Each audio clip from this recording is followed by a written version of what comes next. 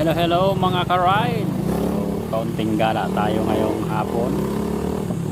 Ganitong maganda gumala pag araw ng linggo. Wala ganong traffic at medyo maambon-ambon ang panahon. So magala-gala muna habang walang ginagawa. Warm up natin ang ating mga kabayo para laging kondisyon sa biyahe. Dito na ako sa Shell, ang tambayan ng mga motorista. Shell, laging advance. Ito ang EDSA.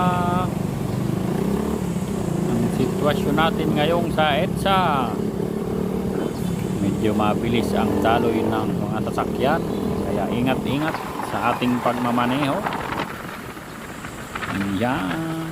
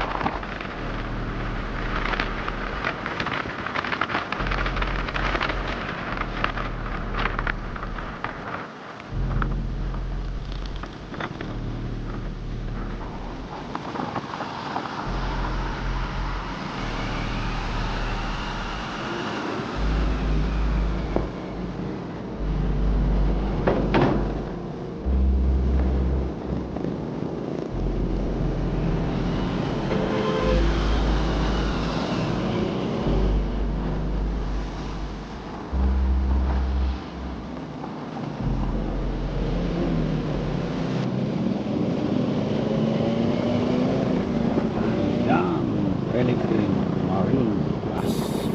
Yung building na yan guys, ang Camp Naval building. Medyo construction pa siya. Tagal-tagal pang matatapos ang construction nila.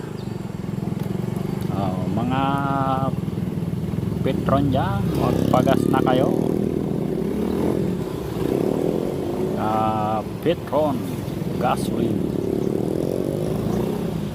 Yan ang madalas tambayan ng mga motorista, gasolinahan. Kapag walang gasolina, magpakarga. Yun, may dumaan na train. Ang ganda ng biyahe pag ganitong panahon guys. Pag regular din dito, sobrang traffic, mabagal ang usad sasakyan sa ngayong araw, Sunday. Lumaluwag ang kalsada natin, kaya pwede ka magpatakbo ayon sa inyong gustong bilis. Doble ingat lang para hindi makaperwis sa iba.